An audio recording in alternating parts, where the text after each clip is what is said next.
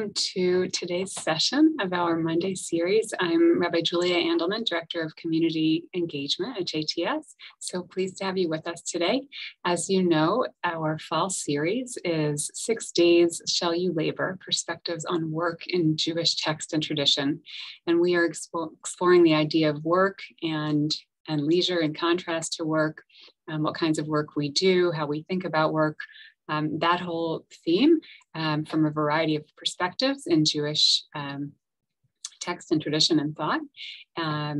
So thanks for being with us, and a special welcome to anyone joining us for the first time today. We're really pleased to have a wonderful instructor today who has not yet been with us on Mondays. We're so pleased to have finally gotten her for this wonderful program, Dr. Sarit Kattan Gribetz, who Tani will introduce in a few moments. But we're thrilled to be learning with you today.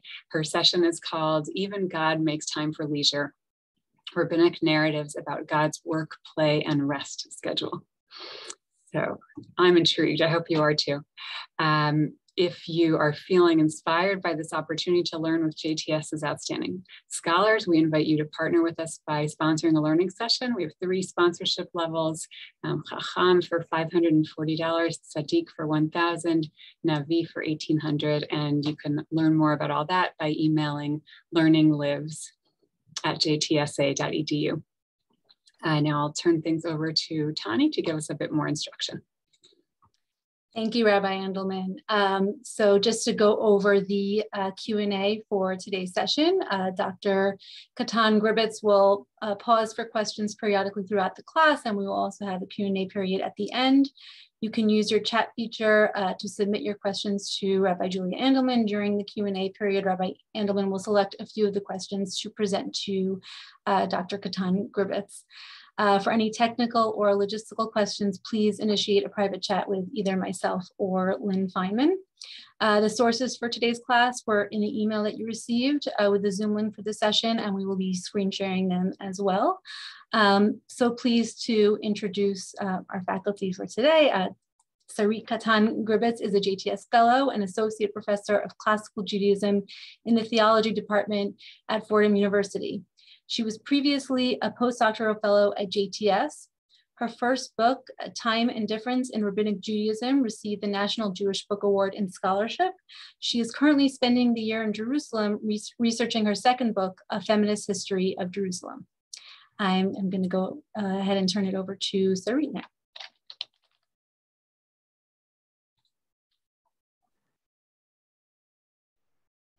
Thank you so much. I want to begin by thanking JTS for hosting me, and to all of you who have come to learn this afternoon. I'm really looking forward to our time together. And I'm especially grateful to Tani Schwartz-Herman for all of your hard work organizing this series behind the scenes and here, and to Rabbi Julie Edelman for being here and for the kind introduction and framing of today. In our time today, I'd like to explore the topic of work, rest, and leisure through what seems like an unlikely topic, which is how rabbinic sources imagine how God spends time. In last week's workshop, Professor David Kramer explored the topic of Shabbat and the meaning of work. How do we define work?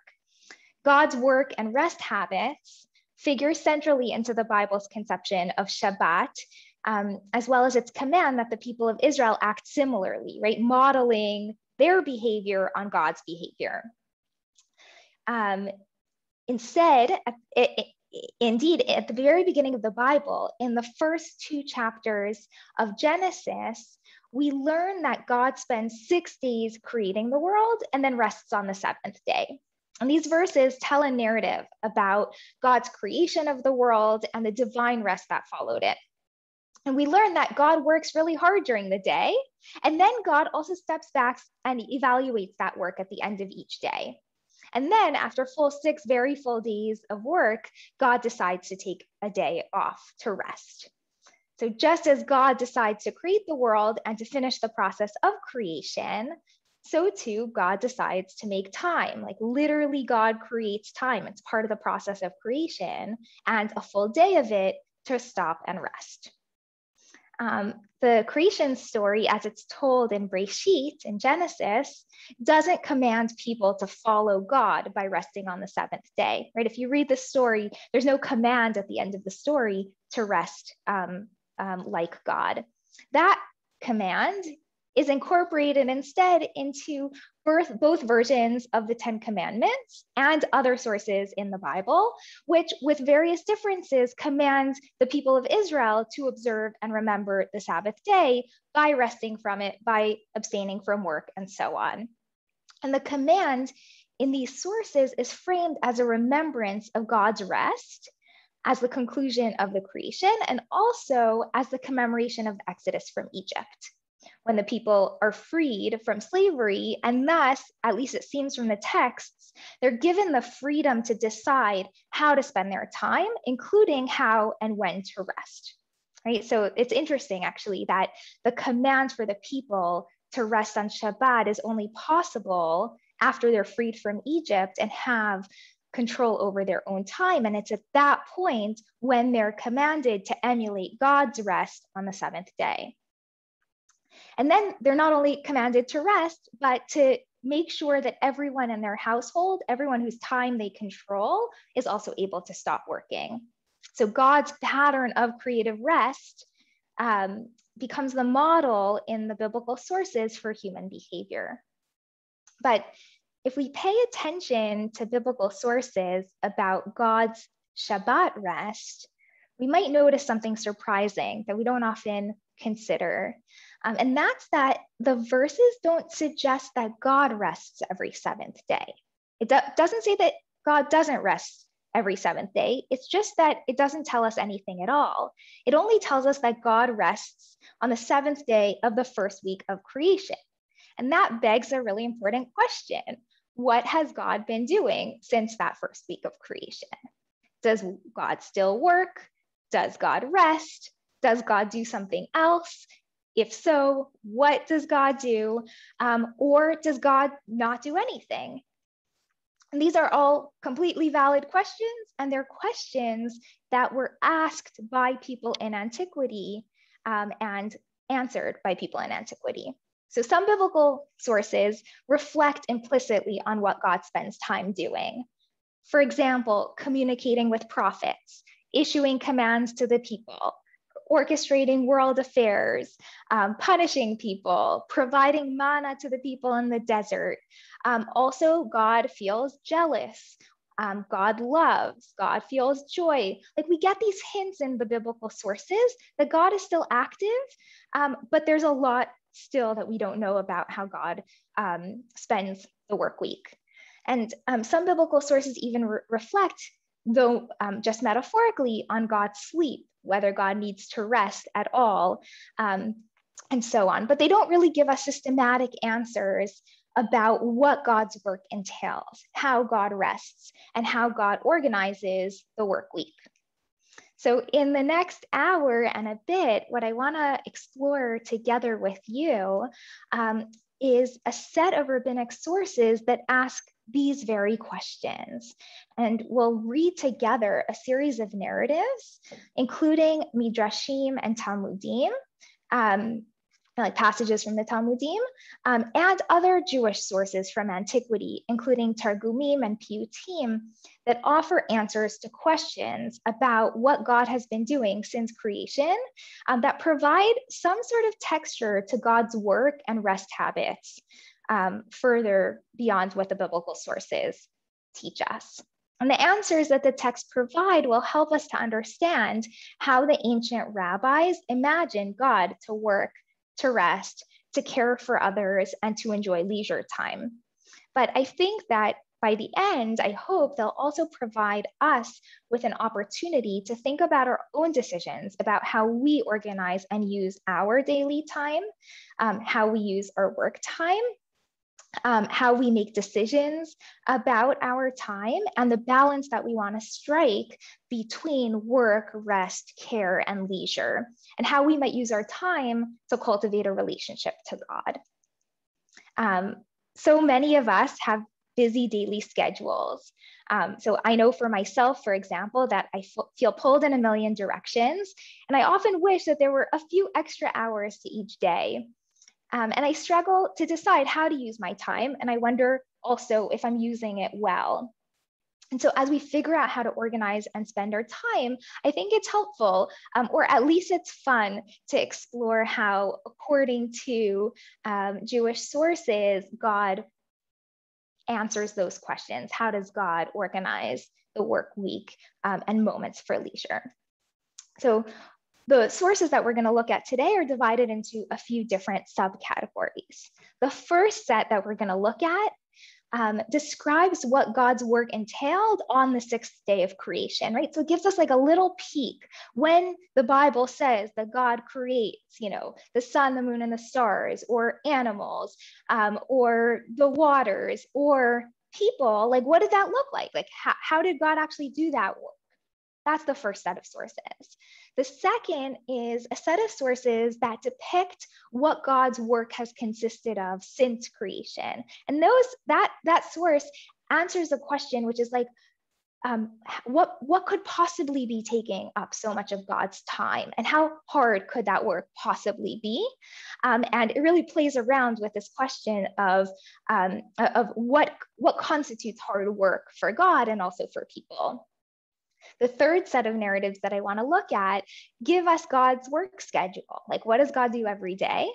The fourth looks at other parts of God's day, like God's mood swings, God's daily habits that don't fit into an organized work schedule, and also God's ability to multitask, which is something that, at least for me in my own work, sometimes is very helpful and sometimes can be a distraction. And then I want to finish by thinking about God's nighttime hours and God's nocturnal activities. Like, does God do the same thing at night as during the day? Can we access what God does at night? And then also, like, does God rest on Shabbat or not? Which is the question with which we started. So let's turn to the sources and have a look at them.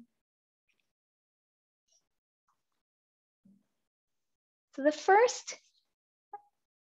first text that I want to look at asks the question, what did God's workday entail on the sixth day of creation?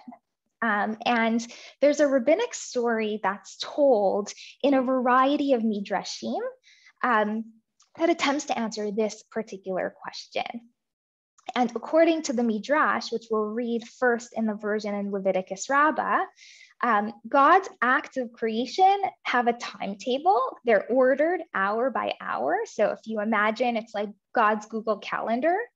And we can divide God's work into a number of stages. So I want you to think about what those stages are as we read the text together. B'yom Rosh Hashanah, so on Rosh Hashanah, b'sha'a rishona ala b'machshava.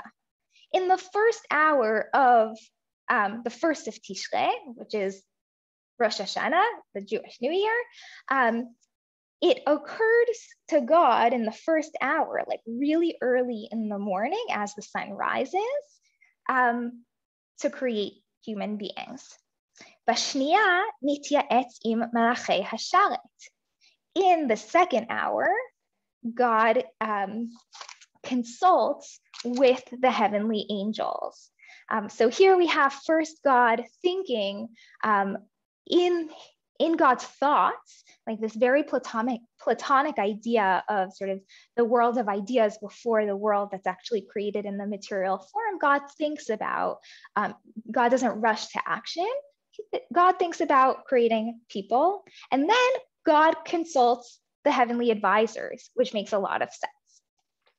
Bashlishit, in the third hour, kines afaro. In the third hour, God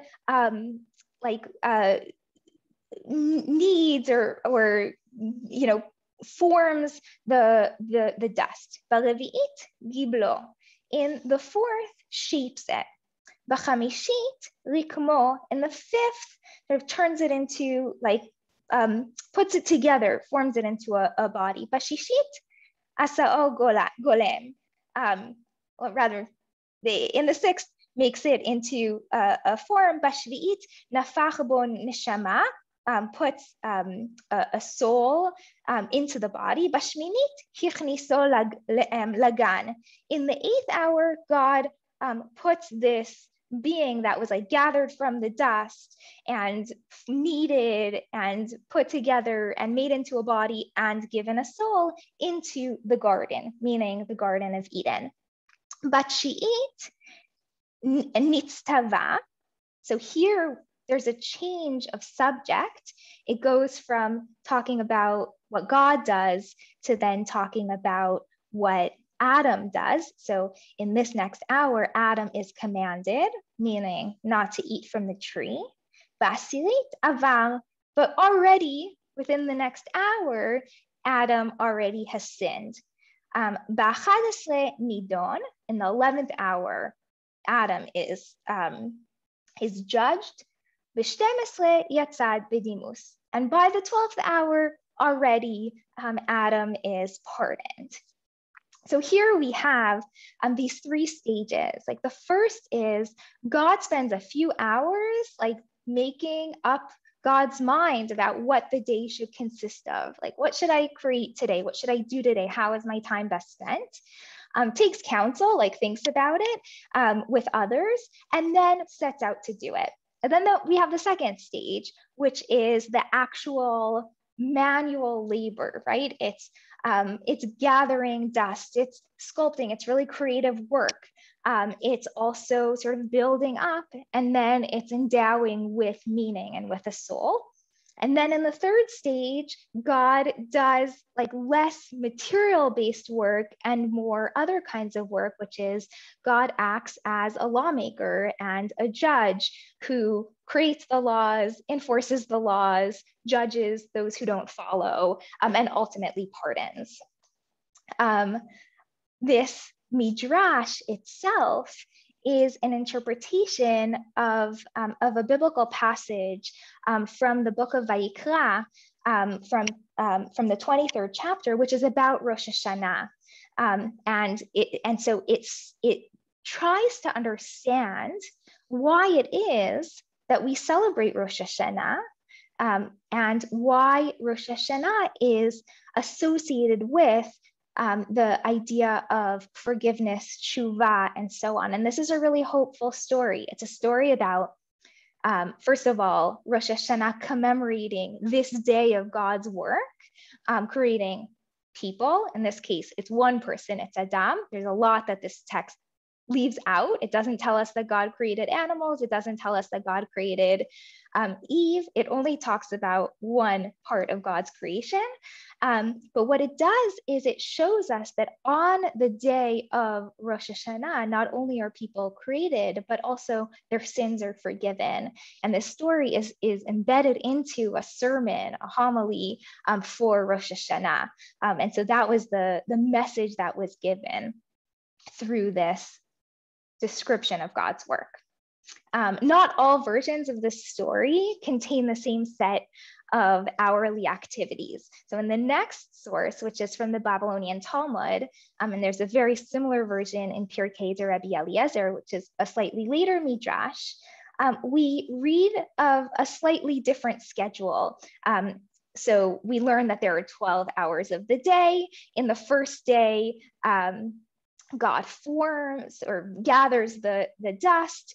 In the second, makes a figure. In the third, like creates the limbs. In the fourth, endows it with a soul.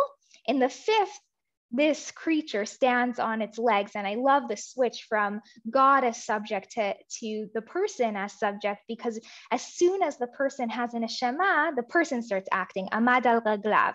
Adam stands on his 2 feet. In the 6th hour, Adam already is giving the animals names.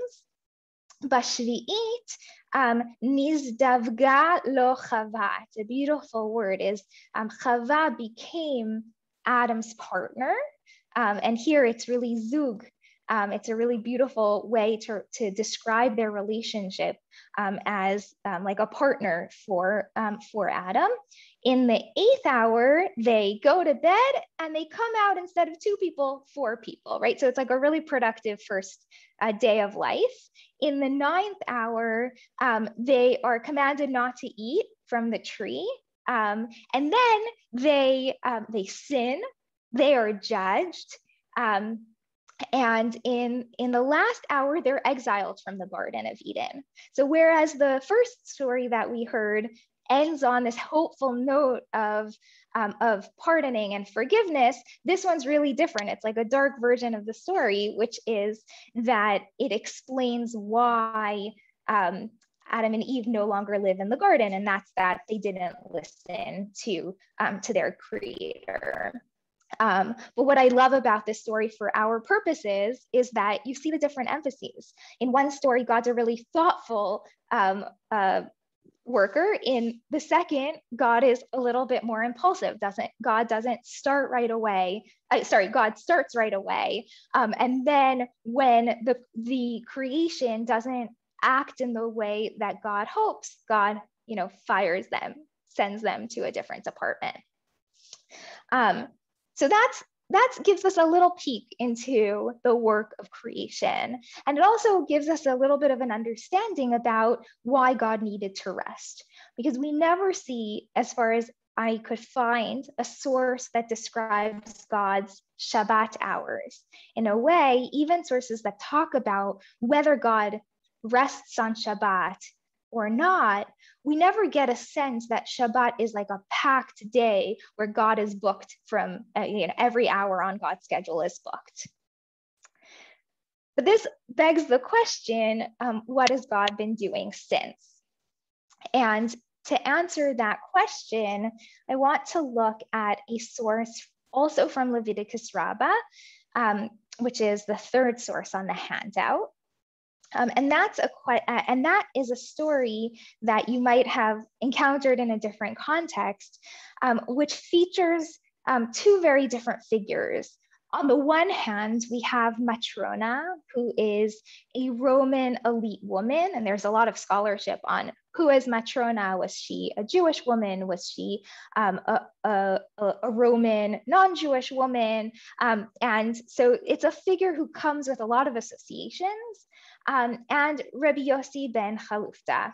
And she comes to this rabbi and she asks him, confirm for me, the world was created in just 6 days, right? And the rabbi quotes a pasuk from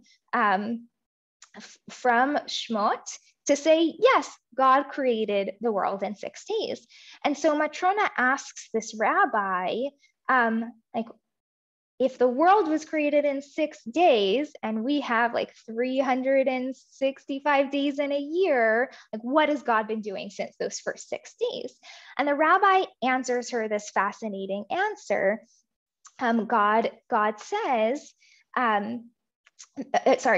rabbi says that Yoshev umezaveg zivugim. God is sitting creating matches. And what does that entail? Bito shel ploni leploni, the daughter of so-and-so should be married to so-and-so. Ishto shel ploni leploni, so-and-so's wife to so-and-so, and so on, also with money. So-and-so's money to this person, right? So God sits and is considering how to pair up different people with one another. And Matrona is not convinced. So what I love about this is that she's dubious about God's time management, and she's suspicious about whether God is living up to the Roman ideals of industriousness or whether God is lazy, because her answer is that shouldn't take all day long. If I had 1 hour, and she uses this phrase, sha'a kala, right? If I had a single hour or not even an hour, I could do the same with the people that I've enslaved in my own household. And so the rabbi sends her off to do just that, right? If you think you can do God's work in an hour, give it a try. And she does. she does the task like really hastily. And in the course, like we could imagine of a half hour or a short afternoon, and she sends all of the pairs that she created in her household, right? She paired the enslaved men with the enslaved women, and sends them off for the night. And they all come home in the morning to her, and they are all in like different states of marital disharmony, right? They're bruised, they're unhappy, they're traumatized. And that's part of like the artistry of this story, that Matrona considers her, like the people in her household as like so disposable, like, let me just give it a try. And then they come back to her in like this really disheveled, traumatized state. And it's at that moment where Matrona realizes, wait a second, the fact that God spends so much time matchmaking is that matchmaking is really, really hard.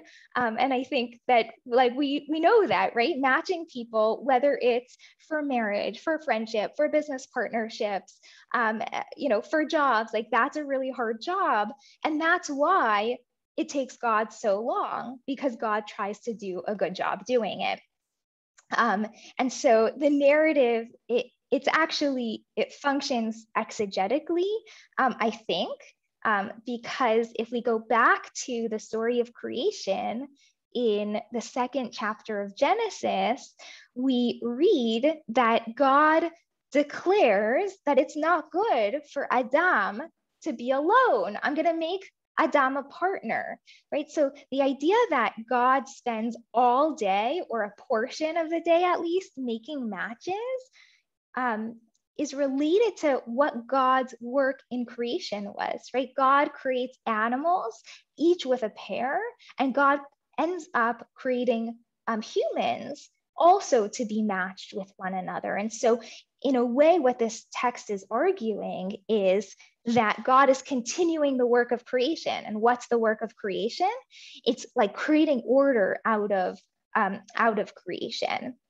And there are many midrashim in rabbinic sources that talk and describe how God prepares these matches. So for example, God adorns Eve as a bride. So God braids Eve's hair.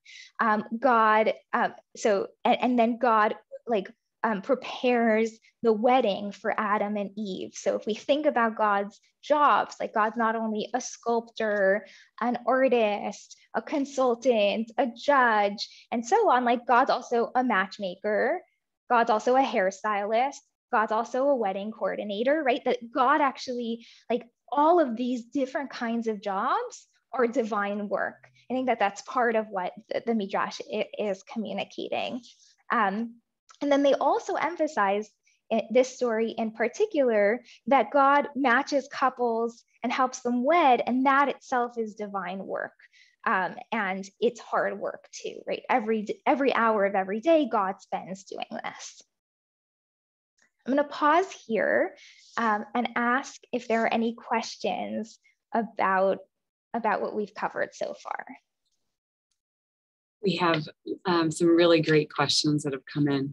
And I love that you're talking about this, because when I was learning Breshit with my inquisitive 9-year-old a couple of weeks ago, we were doing pretty close reading. We got to the seventh day, and he was like, what's the big deal? God was only working for 6 days. It's not that much. You work much more than that.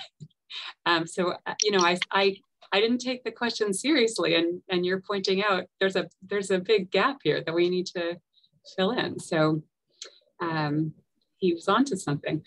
Okay, so we have some intense theological questions, not so surprisingly, and I would say the most popular question is in the realm of you can probably guess, anthropomorphizing God in this way.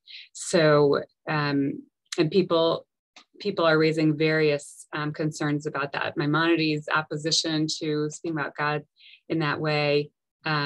There's also, I thought this is interesting, there's kind of a chutzpah to us thinking that God is accountable to us in some way for God's time, right? Like, who are we to even ask the question? Someone also raised the idea of, if we're sitting thinking about what God is doing at different times, that could also make us question the sense of God's being absent more, right? We sort of need to assume, if we feel that God is not paying enough attention to us, that God has, must have bigger fish to fry. So does this, is this sort of theologically dangerous in that way? So a few more, but that general family of questions. Oh, yeah, so those are great questions, and they're exactly the questions that took me aback when I first started working on these sources. So absolutely, these rabbinic sources anthropomorphize God. It's very much in the tradition of biblical sources, and they don't only do it with regard to God's time. So there's a beautiful book by Dov Weiss that is all about these metaphors of God and the way in which some rabbinic sources argue with God or have characters argue with God. And much of it is really about sort of imagining God in very human and sometimes not only human ways. I think one of the things that these sources help us do is move us away from the assumption that God is atemporal and eternal as the only way of thinking about God's temporality. So for example, a thinker like Philo of Alexandria, a first century Jewish philosopher from Egypt, and very much in Philo's footsteps, those, for example, like Augustine in the Christian tradition, who was very influential in the way that we think about time and those sorts of concepts today, they thought about God as being completely outside of time. And in fact, that God was outside of time and eternal was exactly what made God divine, that God was going to be able to stand outside of time. We see in rabbinic sources and also in various other sources in the Christian tradition as well. So this is not exclusive to rabbinic sources, but we see in late antiquity these sources that take a completely different approach, and they say, like, God might be eternal, but God doesn't stand outside of time. Like, God is the master of time. God, and this is work that Lynn Kay in her book on time in the Babylonian Talmud talks about. God is seen as the most precise timekeeper. Like, God can time when Shabbat starts, when judgment is given precisely at the right moment, whereas us, like, we're always going to be not as punctual as God because we don't have those like superpowers when it comes to timekeeping. And then also in these sources, what we'll see is that God is also the best at managing time. Like, God can do everything. And we'll see, like, when we see God's schedule in a moment, like, God can do everything. God can study Torah. God can judge. God can feed. God can have leisure. And also, God knows how to use time in the best way. And so it gives us like a little bit of a different perspective on what it means to imagine the perfection of God as a being that like exists in time. And then sort of even more than that, what I think some of these sources help us do is to see how the rabbis are using God as existing in time and using time to care for people as like this bridge, like this, and we'll see this over and over again in the sources. God spends all or almost all of God's time caring for people and caring for creations and caring especially for the people of Israel. And so it's this bond, like time becomes this bond between the human and the divine rather than this complete separator between them. And then to answer the last question about absence, we'll encounter a source later about about whether God is absent or what is God doing at moments of suffering, including the destruction of the temple. But I think one of the reasons why rabbinic sources in particular are concerned with this question of like, what is God doing right now, is precisely because they feel God's absence. And so they're trying to figure out, like, if God is not taking care of our own affairs, like, what is God doing all day long? And so I think a lot of these theological questions are really born out of these deeper questions of whether God is absent or present in the world. And then the answer that they come up with is like, God's really around. Do you want to take one more? Sure. So there were a few questions and comments about free will.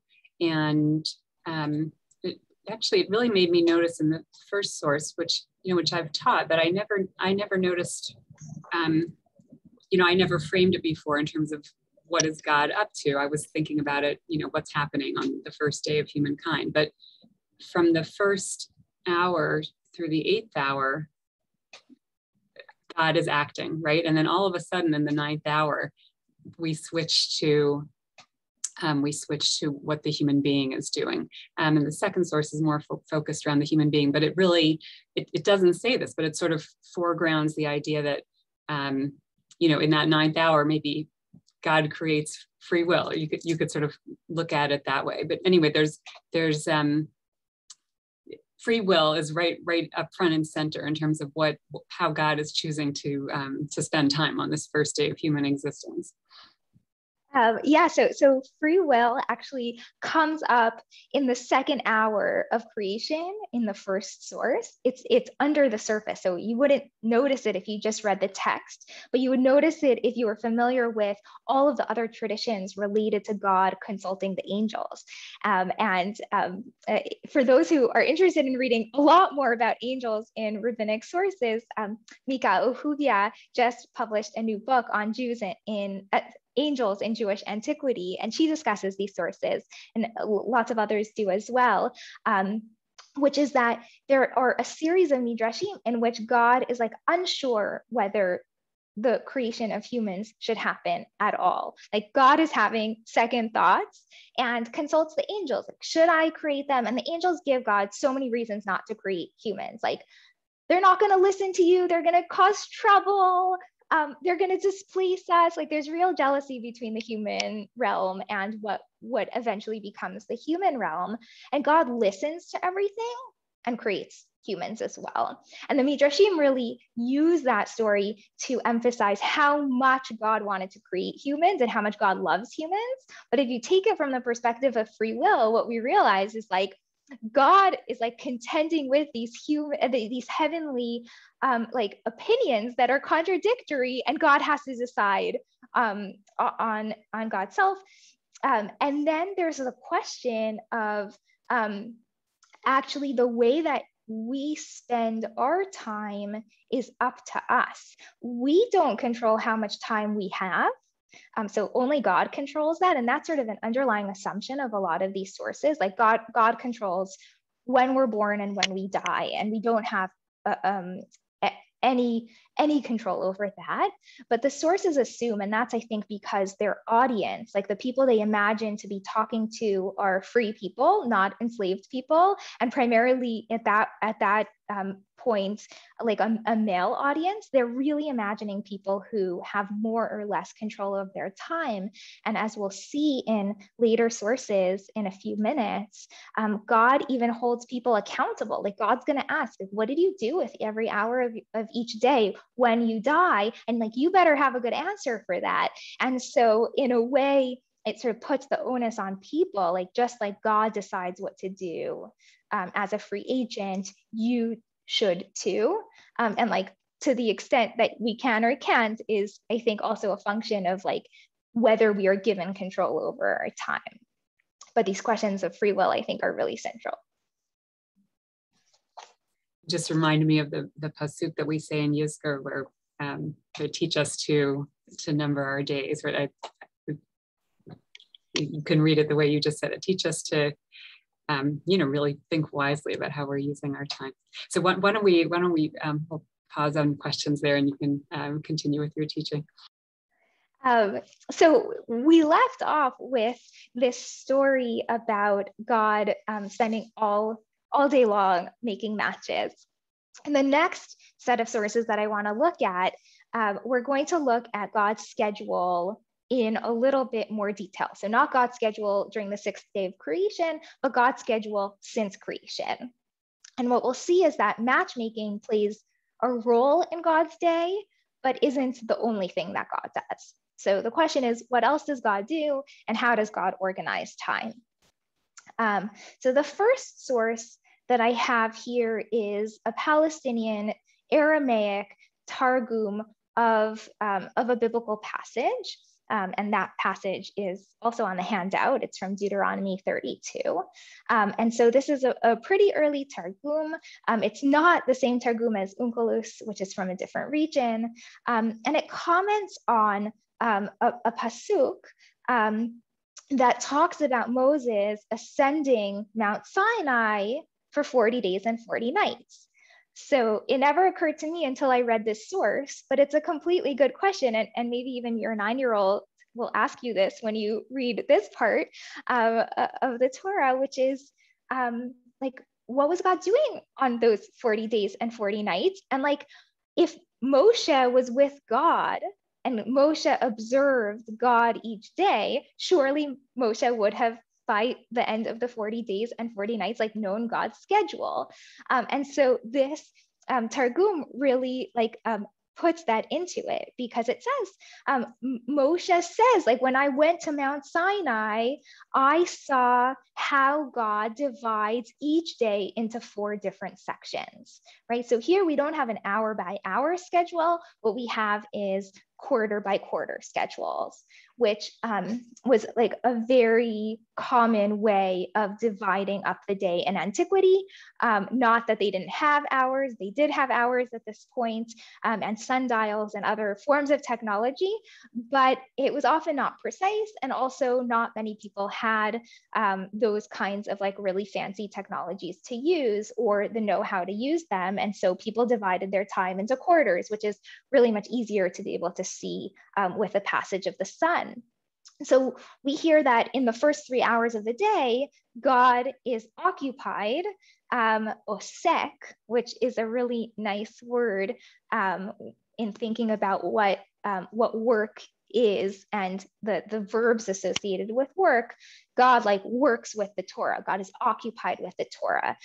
It doesn't say study exactly, but this is the way that many rabbinic sources and the Targumim talk about God's Torah study as osek b'Torah.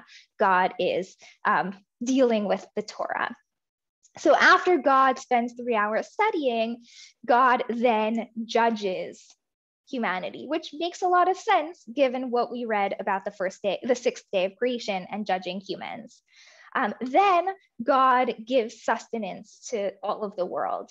And it's interesting, like you might wonder why God judges before God feeding others, but God provides for everyone. And then in the last 3 hours, God makes matches between people. So here we have that tradition of God making matches all day long, but it's inserted into the other things that God must do during the day. If we think about what the sources are saying about Moshe's time, like maybe Moshe had to be up there for so long because God only spent 3 hours every day, teaching Moshe Torah, and therefore it took so long. One of my favorite parts about this particular interpretation is that it is a very widespread tradition. So I gave it to you in one version of the Targum, but it also appears in many parallel versions of the Targum.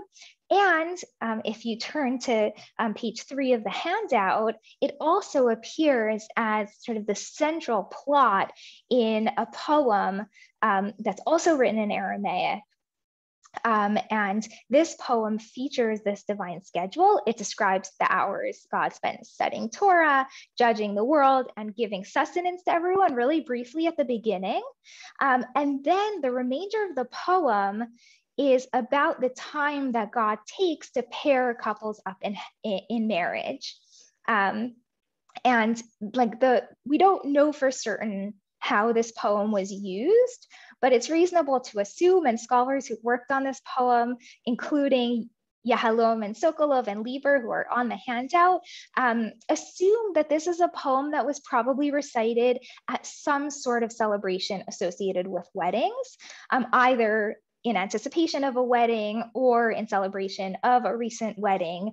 And it describes what God's work entails: making perfect matches, binding grooms and wives together, adorning them with wedding crowns. So God becomes an accessory designer. And it's one example, I think, of the context in which God's daily schedule was shared with people in daily life, right? Life cycle events, a synagogue, a liturgical experience.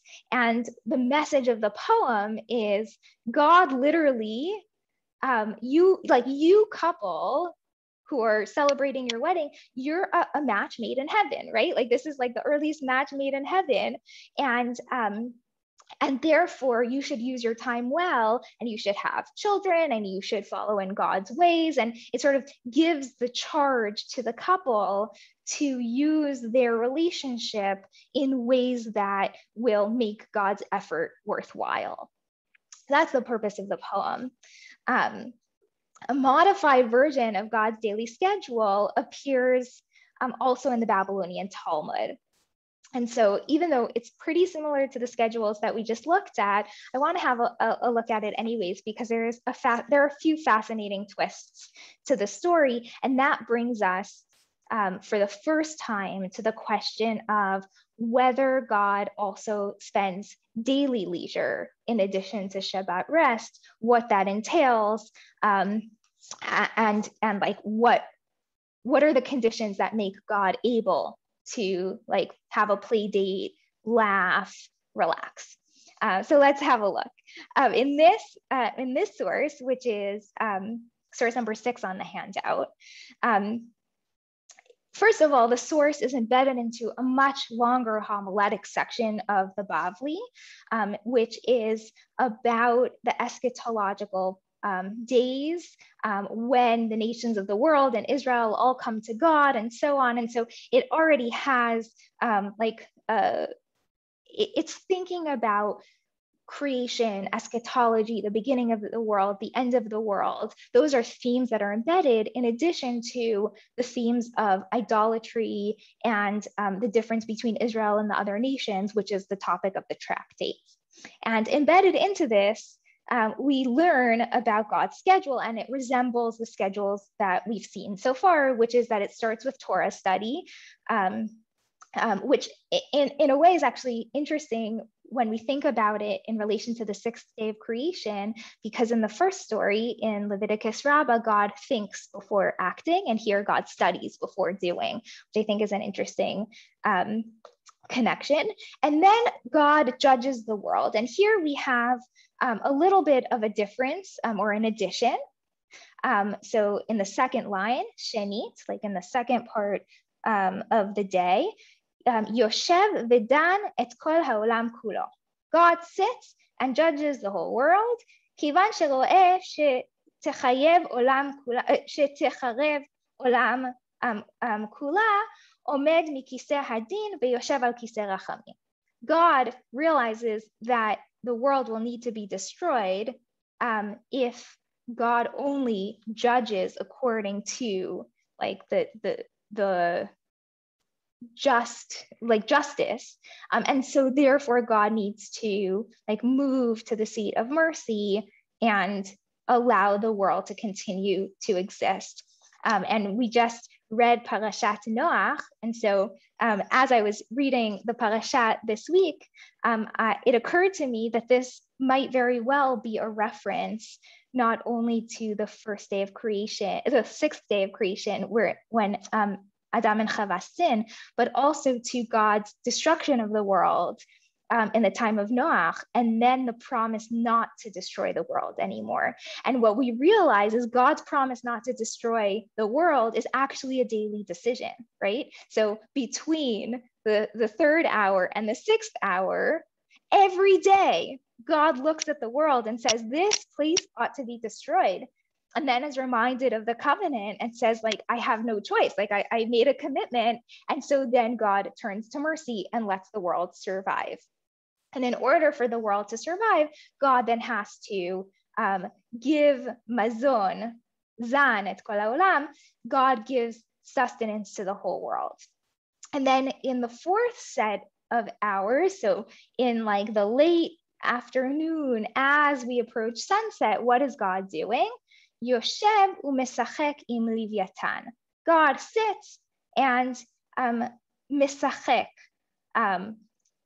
plays, laughs, frolics, like has a good time with the Leviathan. There's a lot we can do with this last part. The first is that it's hysterical. And so like, it's just worth noting, right? When we think about concerns of anthropomorphization and chutzpah, and like what we can or cannot imagine about God, like this is a group of rabbis in Babylonia, like wondering about what God's doing, and God is playing with a big fish. And like laughing at the big fish. So one question we might ask is like, why the Leviathan? Like, how does the Leviathan of all of the creatures in the world get picked as God's playmate? And if you remember that I said that this little excerpt is part of a much larger story about the eschaton and the end of the world, I think it becomes a lot clearer, because Leviathan is associated in many ancient Jewish texts, including rabbinic texts, with the primordial past. So in one rabbinic tradition, Leviathan is created in the twilight hours, ben hashmashot, between the 6th day and the 7th day of creation. So be after God's official end of creation at the end of the 6th day, but in that in-between time, like the 18 minutes, basically, between when humans start observing Shabbat and when Shabbat actually begins, God creates a whole range of these like mystical creations. And among them, in some rabbinic traditions, is the Leviathan, right? So Leviathan is really associated with like primordial times.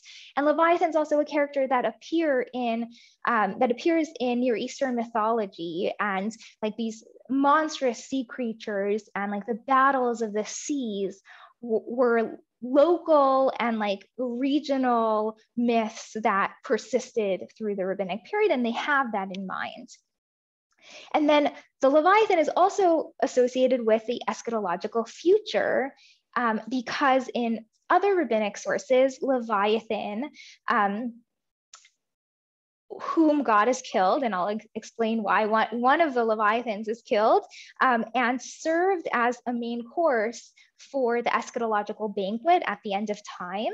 And the skin is used to create a sukkah in which to have that feast. And the story in which this mini story is embedded is all about Sukkot.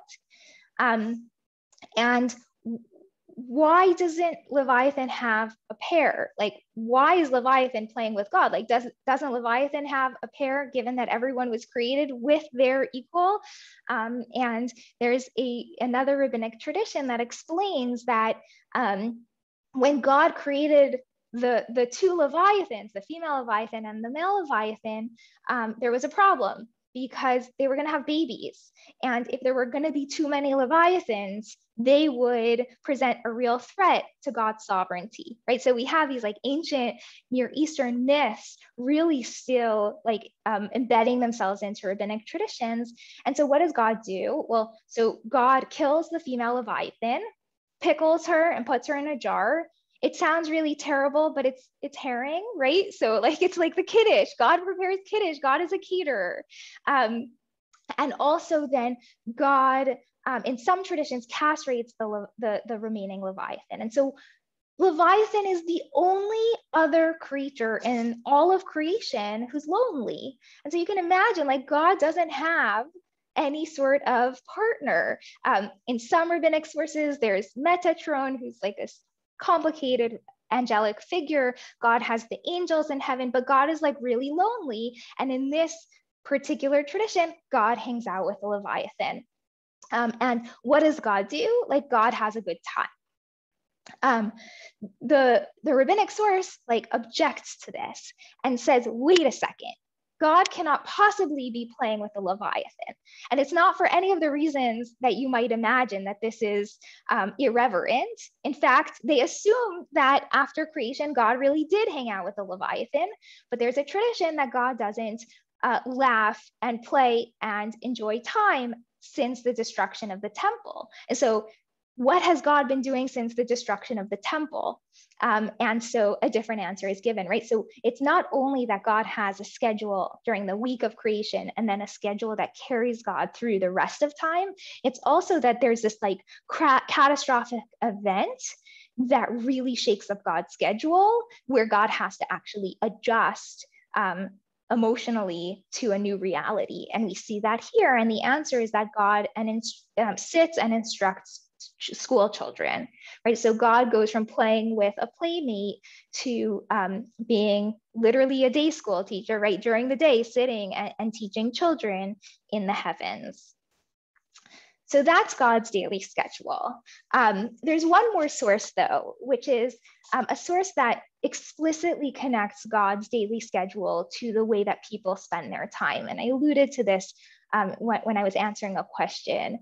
And this source is from Eliyahu Rabbah, which is a later Midrash, probably from the region of Palestine, from the land of Israel. And it describes a similar schedule, but it is very much from God's perspective. So it says that God sat for 974 generations before the world's creation.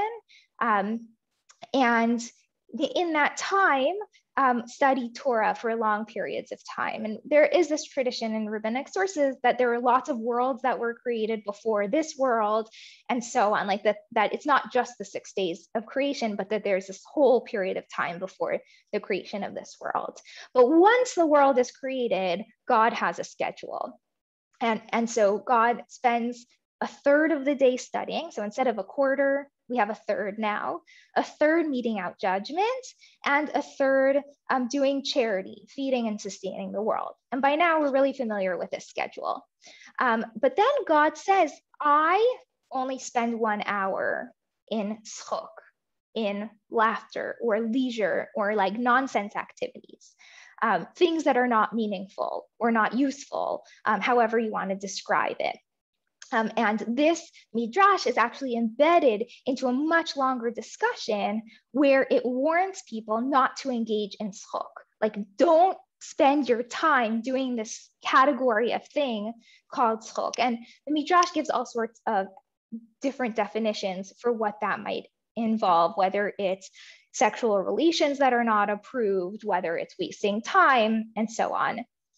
But what is interesting for me is the second half of the Midrash, in which God says, when every human being dies and confronts me, I'm going to say, like, here's my schedule. I spent a third of the time this and this and this, and I like barely spent any time having fun, like only an hour during the day. How did you spend your time? And then the person is going to have to give an account of their time and explain whether they spent time doing the right things, like studying Torah and doing good deeds, or whether they spent it on things that aren't approved by the list of things that aren't supposed to be done. What's interesting also in this source is that it says, oh yeah, you studied Torah, like how did you apply it to the world? What good did it bring in your actions? And so there's a real awareness of like Torah and action being linked in this example. But here we see another way in which this story about God's time gets used in a particular context. So we had one where it was the wedding that said, like, you're a match made in heaven, like, you know, take that message to heart. And here we have a different one, which is use your time wisely. Know that you will be held accountable for how you spend your hours. So that's the sum of the sources about God's schedule. I think I'll pause here again just to ask if there are questions before going on to the next sections. We have some great questions. Before I get into the really meaty ones, a lot of people have asked about this 12-hour day. So maybe you can just provide some orientation. Of course. So the history of the 12-hour day is a fascinating history.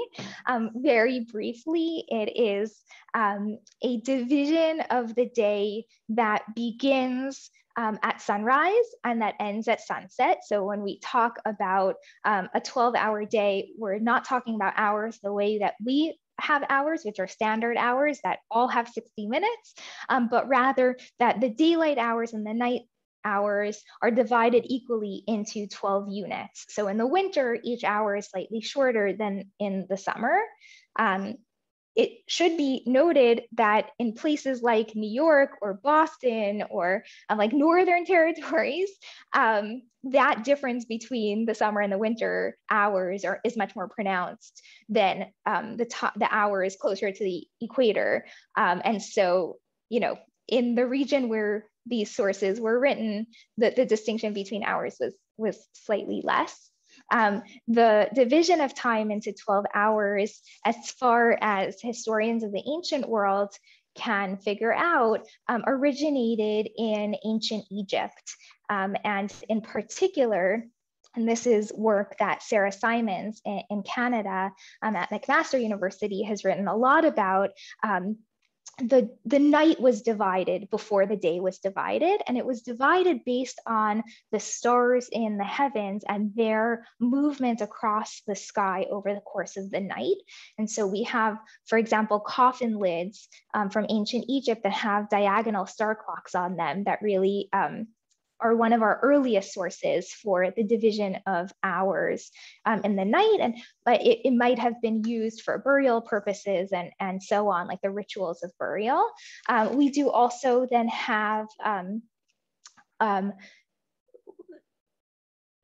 sundials in Egypt that were placed outside of like work sites, such that it seems like there were like 8-hour work days or some number of hours of work days where like a manager would sit and keep time and people could like have a lunch break in the middle and so on. We also have evidence that 12-hour days were used in like the very late classical or the early Hellenistic period in Greece. But it's really, and we have sundials, so there's technology to be able to tell time in this period. It's really the Roman Empire and sort of the conquest of the region of Egypt and sort of the spread of ideas in the Roman Empire that then make like the 12-hour workday not just like a local Egyptian or Mediterranean timekeeping division, make it much wider spread throughout the Roman Empire. And I'll just end by saying that one of the ways of sort of showing off that you were like an elite and powerful and competent was to be able to know how to tell time and like show off your use of hours. And so Augustus, for example, the emperor, used to send letters and stamp the hour of the day on the letters as like a show of imperial power. And so here, when we see sources talking about God's hours, what we also see is that they're associating this like expertise and power that was associated with the emperor and with doctors and the military, the Roman military, with God, right? So their God is actually even more precise than the emperor with hours. So that's like a brief history of the hours, but they're like a pretty new technology in like the early rabbinic sources, and then a little bit more widespread in the later ones. That's fascinating context. Thank you. All right. So in terms of some of the specifics that you shared with us about how they're imagining God spending God's time, several people asked about this Torah study segment of the day, and didn't God write the Torah? Why is God studying the Torah? Doesn't God already know the Torah? That family of questions. Yeah, so lahavdil, but I wrote a book on these sources, but in the last few days, as I restudied them to talk about them today, I discovered all sorts of new things. So, I'm sure God had what to study in the Torah. I will say that I think one of the things that's going on is that Torah study is constructed in these sources and also in a lot of other sources in rabbinic literature as one of the ways of cultivating a relationship with God. And so one of the questions that sort of pops up from these sources is, how should we spend our time? And one of the answers to that question is, you should spend your time studying Torah because that is a good use of time and that gets you closer to God. And so we have, for example, a whole set of sources that question whether rabbis should spend all day studying Torah or whether rabbis should spend all day and all night studying Torah. And so you see, like they go even beyond what God does and say, no, like there are certain people who should be studying, not only morning till night, but like morning till morning on a perpetual basis. And so I think what we see here is sort of an imagination of God to be doing the sorts of activities that the rabbis think that they themselves should be doing. Right. I mean, really, all of this is a way of expressing how we think time is well spent, or you could argue even meant to. I was thinking kind of comfort us, that piece about God's daily struggle between competing inclinations, I think is right. That's comforting for us. It's not, it's not just us, it's sort of validating is maybe the better word. And I remember, I'm not remembering where it's from, but I remember there's another source that asks, what does God pray? And the prayer given there is God saying, may it be my will that my mercy overcome, my merciful inclination overcome the dean part of the justice part of me. It's I think that's right. That's about us. Okay. So in terms of one of the other activities that was mentioned repeatedly, which you talked about a little bit, the matchmaking. So one person asked, what about the matches that don't work out? Right? Not all matches are made in heaven, and it's not only Matrona who makes matches that don't work out. So, right. So, what does that say about fallibility, or is it just, or about I guess how they see divorce? Either one. Yeah. So that's a great observation. And what's really interesting is, at least from the sources that I've encountered, we don't see God failing as a matchmaker, which is completely at odds with the world that the rabbis live in and the world that they construct through their laws. And so the rabbis have a completely realistic view of matches not working out, right? There's this whole institution of divorce. There is a lot of talk about the death of spouses and what happens when that happens. And so yeah, they don't comment on that. And I wonder, if you asked an ancient rabbi whether they would say those matches were not made by God if they didn't work out, or, and this I think is very much in line with rabbinic thinking as well, which is that God doesn't always know what to do, and God can make mistakes in one way of thinking about how God works. And I think one example of this is in Lamentations Rabbah, which is like one of the most devastating critiques of God in rabbinic sources. And in one Midrash, God, shortly after the destruction of the temple, is really sad about it and wants to mourn and doesn't know how to mourn, and asks, how do you guys do it? What do? You sit in silence, you cry out loud. And so that also is this moment of regret. So I think that the text in general, rabbinic texts leave open the possibility for God not always acting the way that maybe even God would have acted with a little bit more thought, but definitely also like doesn't shy away from like the reality of divorce and that not all partnerships, whether in marriage or in other realms of life, like should continue. Can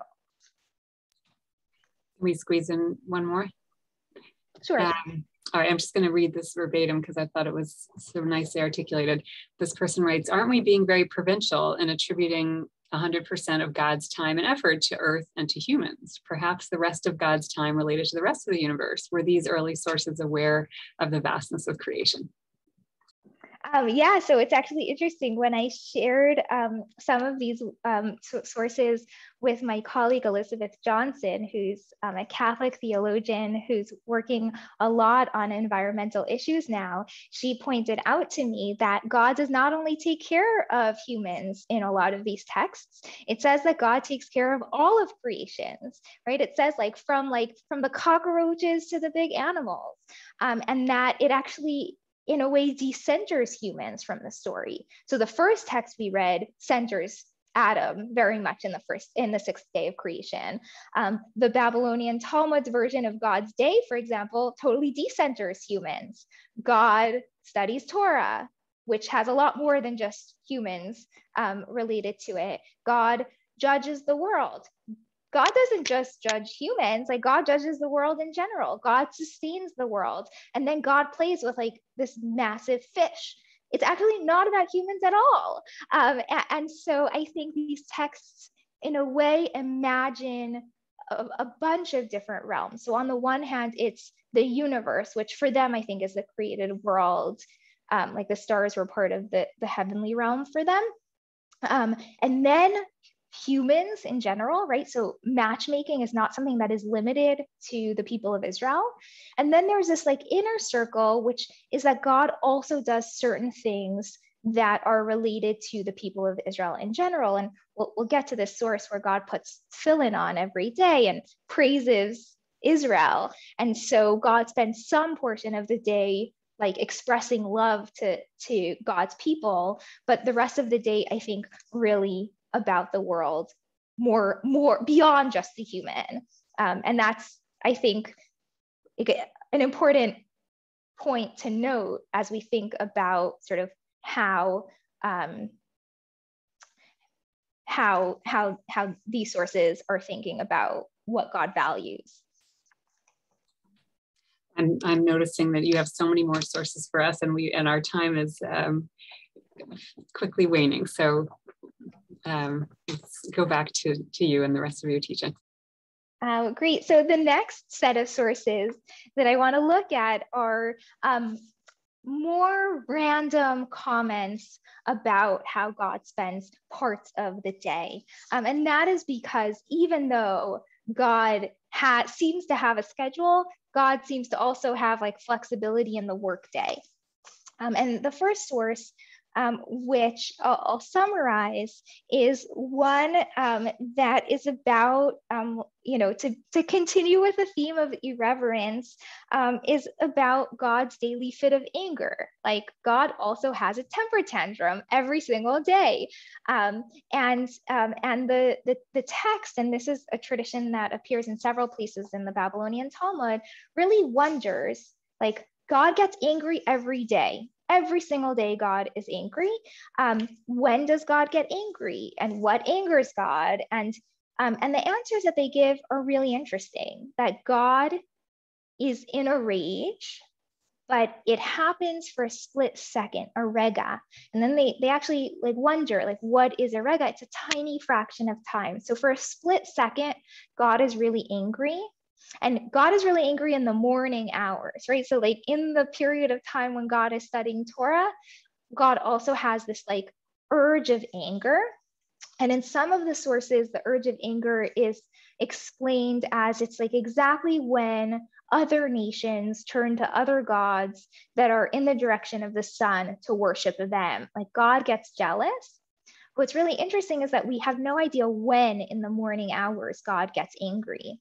And so we have no control over it. And so when we think about like, bad things happening, one way to theologically interpret that is like God loses control for a minute, or not even a minute, a split second. And that's really just something that we can't control. So even if we know God's entire schedule, there's this like daily blip on the schedule where humans really can't sort of predict God's anger. The source number 9 is from Tractate Baba Metzia, and it comes from, it's not the very end, it's towards the end of a famous story often referred to as the Oven of Achnai.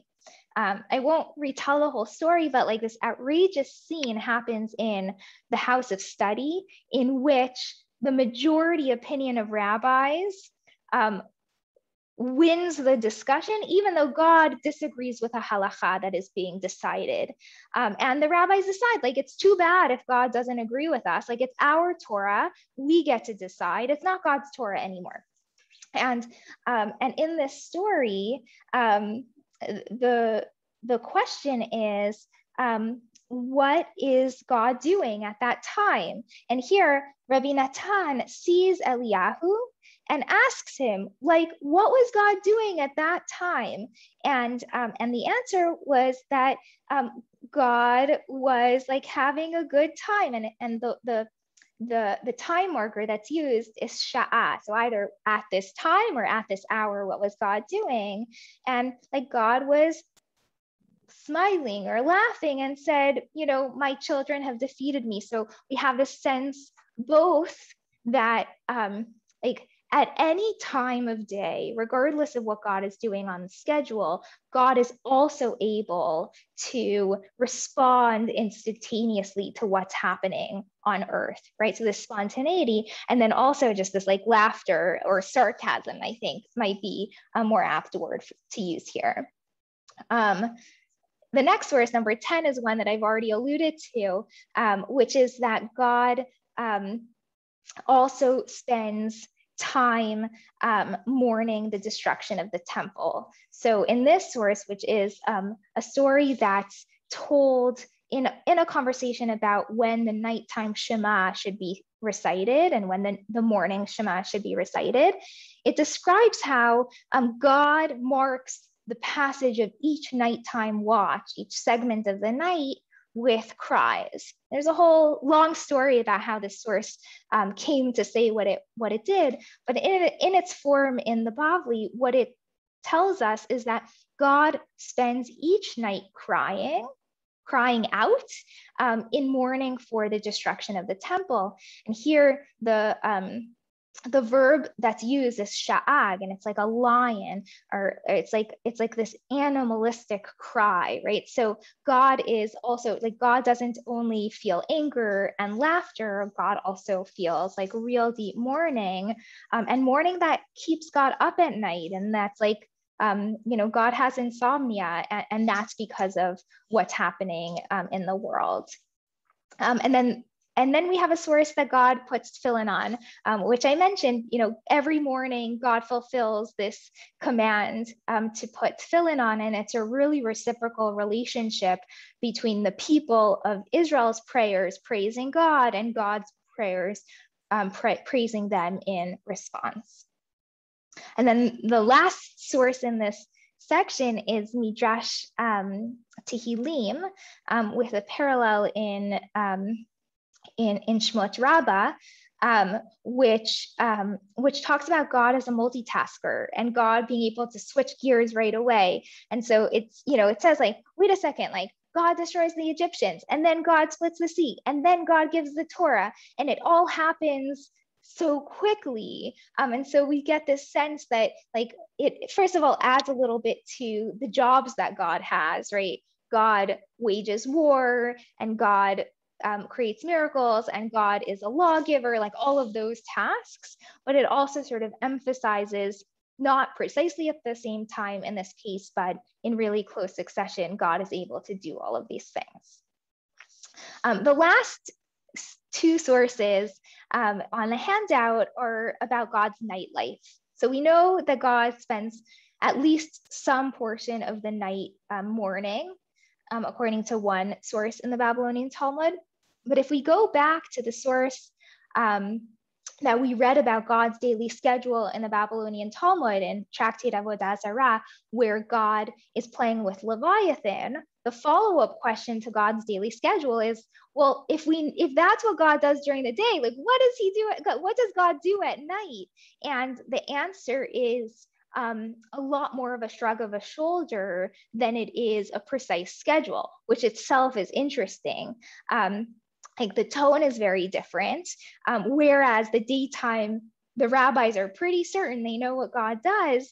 In the nighttime, it's like, maybe God does this and maybe God does that, but we're not really sure. So maybe God rochev al kruv kal shelo v'shat b18,000 olamot. Like maybe God is like riding on the angel's wings and going through the 18,000 worlds at night. And maybe God is singing with the angels, or like maybe God's doing exactly the same thing that God does during the day.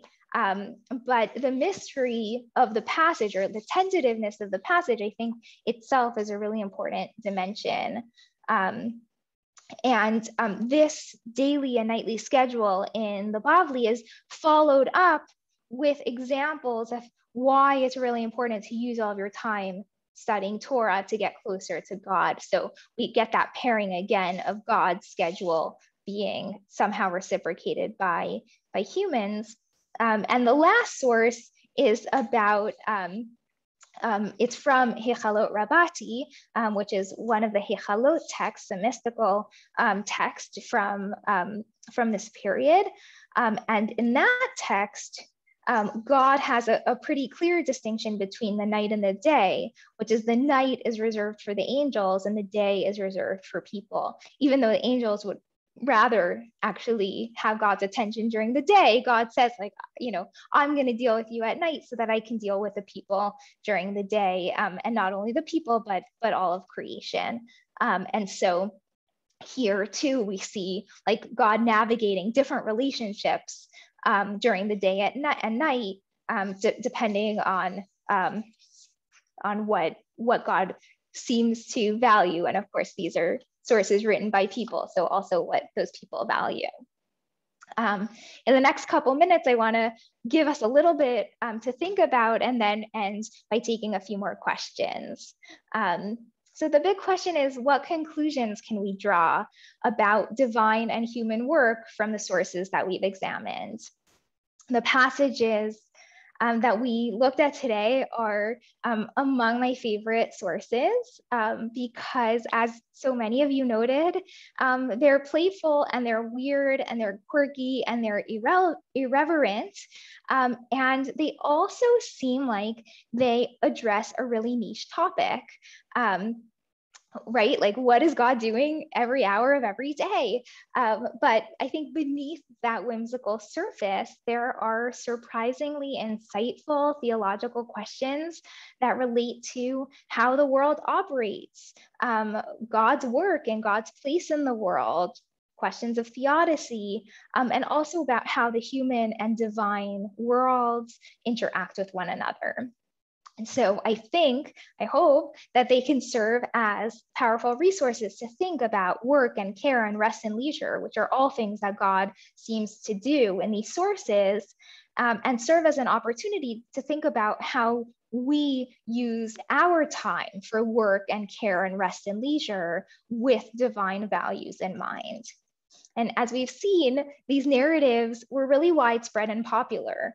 The sources that we looked at were from synagogues, were recited at life cycle events, in study houses, in classrooms, and they were told and retold in many different versions. And we saw that. So one story is told in 4 different rabbinic texts. Another story is told in 6 different rabbinic texts. Like, these are stories that circulated really widely. And we have them from both Palestine and Babylonia. We have them in exegetical and liturgical and polemical sources and mystical contexts. These were not niche texts, and they weren't limited to the musings of rabbis who were sort of, we could imagine, confined to yeshivot and sort of exclusive discourse in scholastic environments, but rather that these sources are really at the heart of the intersection of the rabbinic project and popular piety, that they're really the meeting point between the yeshiva and the community.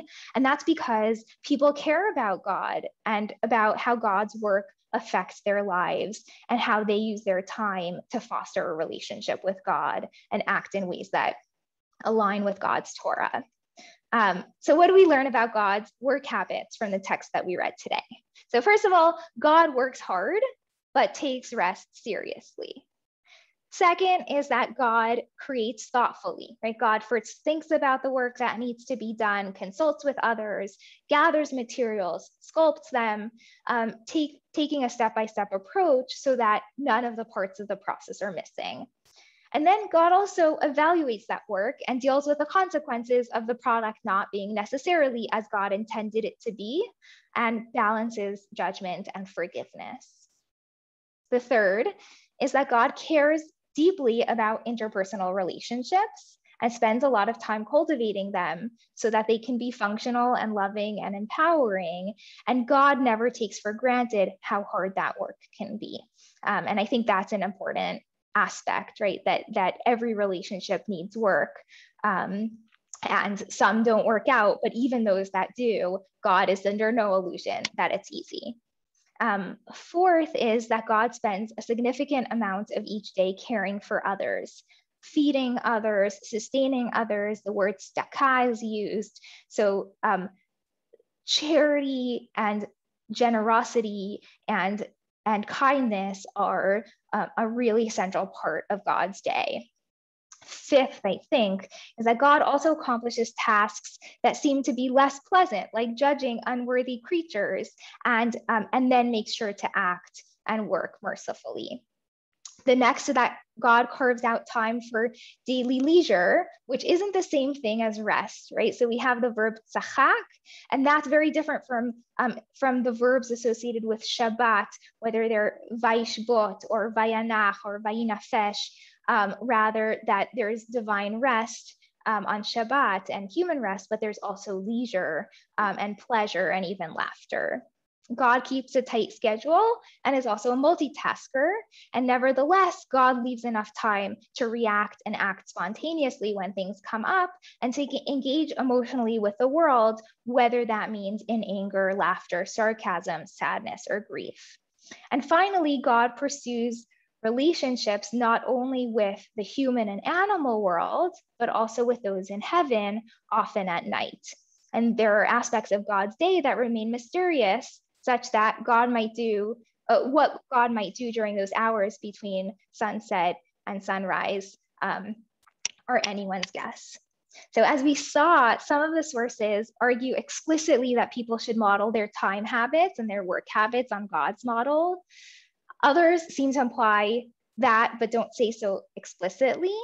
And then others emphasize that God's time management and abilities far exceed what humans can achieve, and that getting closer to God can be achieved in the way that one uses one's time. But none of these texts about God's work and rest and leisure offer a straightforward guide for how each of us ought to organize our time. So the stories about God's day and night provide us with a set of resources, and that's really all they are, resources to help us think about our own work habits. I'll say that I spend, my day job is really thinking about time and how we use time, and how ancient sources help us think about that. And through my work on antiquity, I've learned a lot of practical lessons for contemporary life from my work, including about these sources. And the first is that when we begin to think critically about our time, how we organize it, what we make time for, what we don't, it can empower us to make deliberate and thoughtful decisions about how we each use our time, what work to pursue, when to work, when to take a break. And it opens up possibilities for us to take more control of how we spend our time. And the second lesson that I've learned is that deciding how to use our time is really a matter of value, that it forces us to ask, what are my values? How can I align the way I spend my time and the work that I do with my values? And how can I value the time of others so that they too can align the way they spend their time and the work that they do with their values? So as each of you return to work, whether it's in an office, a hospital, a library, a Beit Midrash, caring for children, caring for a sick relative or a parent, I hope that one of the messages you take away from today is to feel empowered in the work that you do and the decisions that you make about when and how to work, when and how to play, and when and how to rest. Thank you. Thank you so much. These sources and your all of the just the nuance that you provided, it's just fascinating and really thought-provoking. And you summed it up so perfectly, so I don't want to mess with that, but I just wanted to add for the retirees on this call, right? I think the sources speak just as much to that in terms of, right, it's really about the idea, I think what you've shared with us about thinking of work as a way of prioritizing time and thinking about values. So maybe even all the more so when you're retired and hopefully have, not the same pressures of, the paycheck. So actually it's a little more godlike in that phase of life, really being able to focus on values. So thank you so much. This is such, in addition to just how interesting it is to look at how they're thinking about God and God's activities and sort of be amused and intrigued by that. I think that idea of work as a way of valuing time is a great underpinning for us for the whole rest of our series about how we have spent our time, how Jews spend their time at work. So thank you so much for this wonderful teaching. We hope you come back and teach us again. And thanks to everyone for joining. Our session next Monday is on ancient scribes and the work of writing the Bible. And we have not only our own Professor Ben Summer, but also a professor from Union Theological Seminary that will be teaching together. So it should be a wonderful session, and we hope to see you all there. And again, thank you to Dr. Sarit Kattan Gribetz for your teaching today.